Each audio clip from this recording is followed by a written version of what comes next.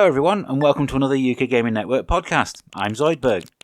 With everyone going back to work and school after the winter break this week, what better time is there for the return of a genuine Nintendo phenomenon? I am, of course, referring to Dr. Kawashima's Brain Training for Switch, which arrived in stores this week. When the Nintendo DS Original was released in 2006, it took the sales charts by storm, staying at the top of the UK charts for over a month, something which was no doubt helped by the sub £20 price point. This new version once again aims to improve your brain through a series of short daily tests. To begin with, these will just be a series of sums that you can try to answer as quickly as possible, or a simple observation test to spot the highest number. Coming back to play each day will unlock new tests to try out, and soon you'll find yourself being asked to memorise photos or play along to a piece of music. There's even a mini-game like Dr. Mario, so it's not all about maths. It makes great use of both the Switch's underused camera and the touchscreen, and if you buy the box version, it even comes bundled with a perfectly weighted new stylus to play it. Fortunately, these are also available to buy separately if you buy digitally, and we'd recommend that you do so. To the uninitiated, it may all sound incredibly dull, but it works thanks to Nintendo's immaculate presentation. If you played the DS Original, you know this already of course, and you'll be pleased to know that there's plenty of Sudoku available to play as well. While the majority of the time you'll be playing this in handheld mode, you can challenge friends to a nice selection of party games on the TV by removing the Joy-Cons and placing it back in the cradle. We'd question how much longevity there is in these modes, but it's nice that they're included anyway. There's always been a bit of a stigma attached to educational games, with most people assuming that they simply aren't fun, but Brain Training blew that notion away with ease, and it's not the only game to dispel that myth. Here are 5 more educational games actually worth playing.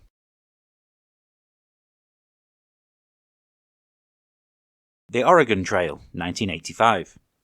No discussion about great educational games would be complete without the Oregon Trail. Originally designed to teach students about life in 19th century America, this was about trying to guide a wagon along the treacherous real-life 2,000-mile journey from Missouri to the Willamette Valley. After choosing your character, you're given a limited budget to stock up for the journey with food, clothing and any spare wheels. Along the journey itself, you'll be required to make difficult decisions, and it's surprisingly engrossing and challenging even all these years after the first release. There have been many sequels and remakes over the years, and the influence of the game is still being felt today in games like the Banner Saga, The Flame and the Flood, and last year's Overland. Surely there can be no greater testament to the brilliance of the original. Castle of Dr. Brain, 1991. Before LucasArts came along, Sierra Online were the kings of the graphic adventure game, and Castle of Dr. Brain was the first in a long-running series that tested players with a series of themed puzzles. As you make your way through the castle, each room throws a new theme your way and a new set of challenges as well. You'll have to make jigsaws, navigate mazes, and even learn about programming, and there are 3 levels of difficulty so that anyone can enjoy playing. It's a short game, but that actually works in its favour, as you don't have time to get bored of a room before moving on to the next. The game's first sequel, The Island of Dr. Brain, was a massive step backwards in quality, with overly complex puzzles that made it frustrating rather than fun. Mario is Missing, 1993. Nintendo have used Mario to front a number of educational games over the years, teaching us everything from typing to maths to history. Mario is Missing, however, is easily the most memorable, and not just because it marked the only time Luigi had a starring role, something which wouldn't happen again until Luigi's Mansion 8 years later. The aim is to travel the globe, learning about various cities and taking photos of their most famous landmarks, all in your quest to find where your more famous brother has gone.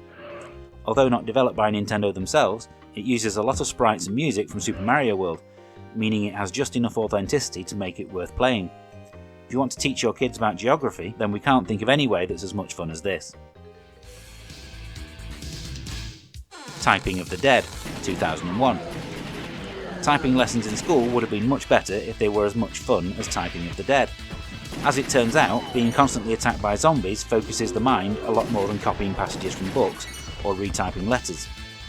It's a truly inspired reworking of House of the Dead, only instead of shooting them with a light gun, you now have to type randomly selected words as quickly as possible to kill the enemies. Even on the lowest difficulty setting, you have to be pretty fast to survive. Seeing the game's heroes walking around with a keyboard around their neck instead of a firearm in their hands always raises a smile, and this single-handedly justified the existence of the keyboard peripheral for the Dreamcast. It was so successful that Sega repeated the trick with Typing of the Dead Overkill in 2013. Big Brain Academy, 2007. Following any successful game, there will undoubtedly be a legion of inferior copycats hitting the shelves, and Brain Training was no exception. Big Brain Academy may have looked like a bit of a rip-off. It even encourages you to come back daily to improve your performance after all, but there's actually a lot more to it than meets the eye. If the focus on maths put you off, then this game was much more user-friendly. Challenges are more about your powers of observation or your ability to think fast. The cartoon-style visuals also make it feel far more relaxed. The Wii version had great local multiplayer too, allowing you to challenge your friends and family, and it felt perfectly suited to the Wii remote controls. The slow month of January continues now, with this week's reviews. For years, the argument about whether graphics are important has raged on, and if you wanted a great example of why they're not, look no further than Ultimate Racing 3D.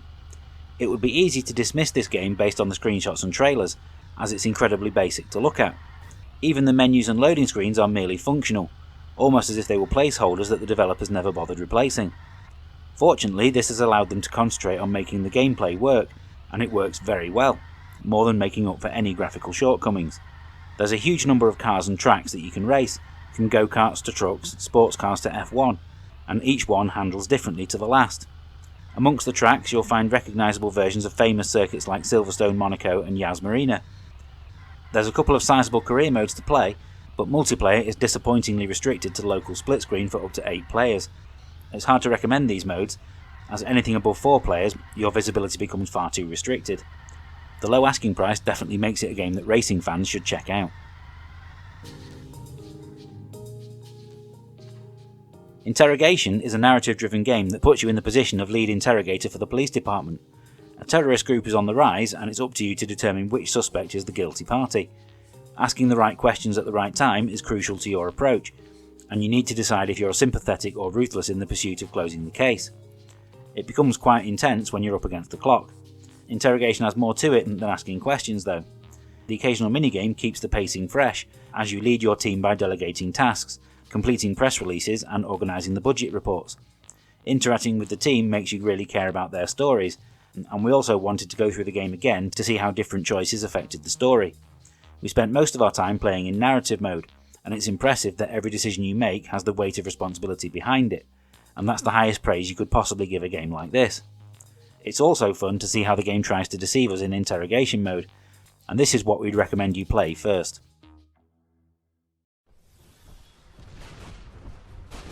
A new feature now to round out the show. Each week we're going to feature a game that was released exactly 10 years ago, and see how well or not it's aged.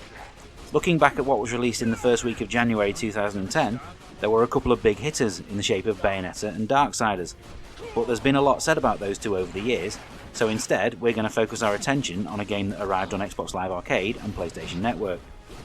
Matt Hazard Bloodbath and Beyond was the follow-up to the previous year's underrated Eat Lead, and like that game it features a plot that pokes fun at the world of video games themselves. Whereas the original was a 3D action game, this sequel takes the form of a 2D run and gun shooter, and the levels are all taken from previous, fictional Matt Hazard games. Parodies of games like Mirror's Edge, Team Fortress, Portal and Super Mario crop up regularly throughout, and spotting each reference can be great fun. While the humour is generally good, the game lacks the finesse of a Contra or a Metal Slug, and it becomes an annoying slog towards the end, particularly on the higher difficulties. If you want to see more, you can find a longer gameplay clip of this game on our channel. The link is provided in the description. Now it's time to end this week's show. We hope you enjoyed it. Give us a like and subscribe if you did. What great educational games do you remember playing? Tell us all about them in the comments. I'll be back next week with another show just like this one, where hopefully there will be some new games to review. Until then, feel free to follow us on Twitter, Facebook and Instagram at UKGN Network. Thanks for watching. See you next time.